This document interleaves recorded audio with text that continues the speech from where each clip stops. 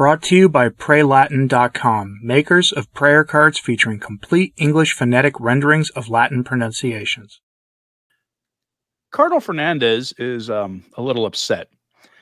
See, the interregnum between papacies gave us an opportunity to have some stern discussions about the College of Cardinals, which cardinals are papabile and which ones should not be allowed anywhere near the Roman Curia, and everyone in between.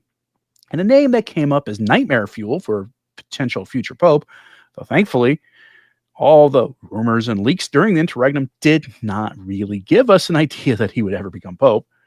One name was Cardinal Victor Manuel Fernandez, the writer of, we'll say, adult-themed poetry, who was also a priest and then later Cardinal Archbishop of the Catholic Church and head of the dicastery for the doctrine of the faith, an office held in the 20th century by Cardinal Joseph Ratzinger, the future Pope Benedict XVI, and Cardinal Ottaviani, one of the fathers of Vatican II, who tried everything in his power to keep Vatican II from going off the rails. And if you'd like to know more about that, read or listen to my reading of the Ottaviani intervention. Both of those men, though, are luminaries in the 20th century Catholic Church. And Victor Manuel Fernandez holds the same office they did. And the most amazing thing about it is that he was an instrument of heteropraxy. Again, heteropraxy, praxis, meaning practice. In this case, wrong practice. You would get a document like Fiducia Supplicans, which would allow for blessings of James Martin types and their pairings. And they would say in the document, we are not endorsing secular norms on this. We are upholding Catholic teaching on those with the inclinations that James Martin has such an interest in. We're not endorsing their relationships, while then going on to give instructions on how to give blessings and how they should not look like the sacrament of holy matrimony. And it shouldn't be done here, here, or here. But at the end of the day, here's how you do these blessings. And if you read the document, it's very clear that the intent is to give blessings to people for their relationships. When he was prefect for the dicastery of the doctrine of the faith, he was controversial, to say the least. And holding such an office earned him a lot of pushback and deep investigations into his background. And now it turns out he's not happy about this. In fact, one of the leading outlets for investigating him was a Spanish news outlet called Info Vaticana. I use them on this channel pretty frequently, only really not using them much during the conclave because their reporting was on other kinds of things related to the conclave and not so much was the focus on what I was doing. But their news reporting out of Rome and out of Europe in general is top notch. And Victor Manuel Fernandez is not happy with them. And in general, you can see it here, a more broad distaste for what he calls traditionalists in general. So we go to Info Vaticana with this headline. Cardinal Victor Manuel Fernandez attacks Info Vaticana and other Catholic media outlets. Now that's interesting. Why would he attack Catholic media outlets in general? Well, you see, when Fernandez first became prefect for the dicastery of the doctrine of the faith, most people didn't know who he was, but alarm bells began ringing in South America and in Argentina, where he came from.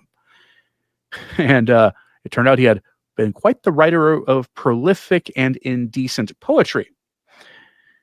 And not only on one occasion, but on several occasions, he had written such things. And even asked later if he could go back and not do it, he'd say no.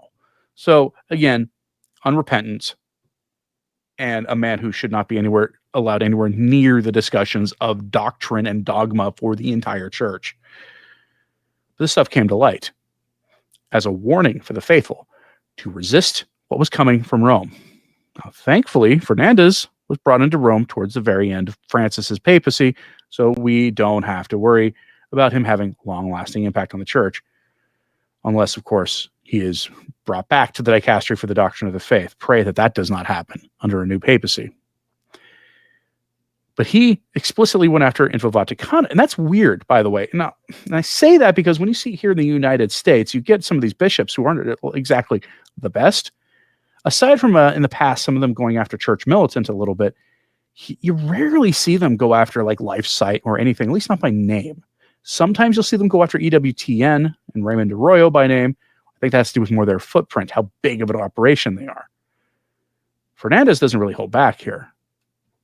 Again, this is Info Vaticano reporting on Fernandez attacking them, so bear in mind there's going to definitely be some perspective bias here.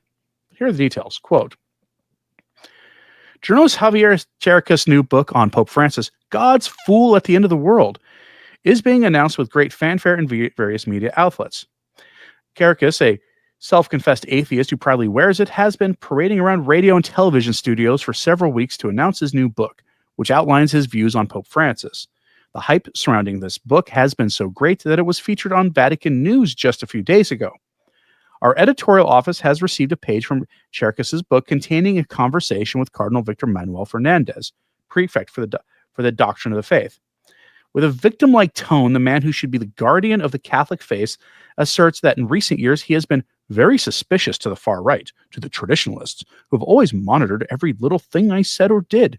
That's why, as you know, my appointment has aroused the ire of those sectors who have been trying to destroy me by any means for several months. By any means. My whole life, these people have had their magnifying glass on me.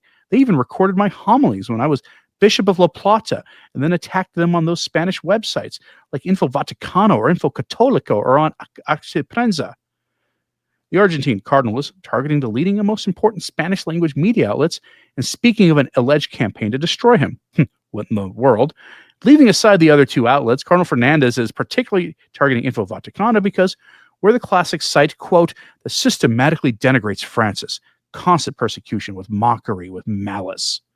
These statements, more appropriate to a political sphere than to the pastoral dialogue that the church so promotes, reveal the cardinal's evident discomfort with those who, out of fidelity to the church's tradition, have publicly questioned his theological interpretations, his doctrinal approach, and his ideological closeness to ecclesiastical progressivism. Tuco Fernandez should know that our commitment is to the truth, freedom of the press, and fidelity to the church's perennial teaching. If Cardinal Fernandez feels persecuted by the publication of his own words, sermons, and public decisions, perhaps the problem lies not in the media that report them, but in the content of those statements. End quote. Now, no truer word has ever been said about anyone who the modernists go after when they go after their critics. Maybe they should spend their energy, instead of denigrating their critics, calling them rigid indie-trists and all the rest of it. I don't think that language is going away anytime soon. Instead of spending their energy there, maybe, just maybe, they should spend their energy and their time thinking about the faith and how to teach the faith and how to address very real problems of the faith the church faces today. Like, I don't know, widespread lack of belief in the Eucharist, or how outside the United States, almost no one goes to Mass anymore in the West. And in the US, those numbers aren't exactly rosy either. We're not bragging how great America is. We're just behind the curve a little bit. Maybe they should address those things, because those are much more pressing for the salvation of souls than what a media outlet thinks of you, Cardinal Fernandez. Curious, are you that surprised that Cardinal Fernandez is saying these kinds of things, that he's upset at the press for going after him? Are you surprised that other outlets or other cardinals aren't going after the outlets that criticize them? And do you think I'm wrong that maybe actually you can name a whole bunch of times that, say, a Supich or a McElroy go after specific media outlets in the U.S.? Let me know your thoughts on this in the comments, please. So like and subscribe if you haven't. It absolutely does help. So to sharing this on social media, that helps a lot too. And as always, pray for the church. I'm Anthony Stine. Ave Maria.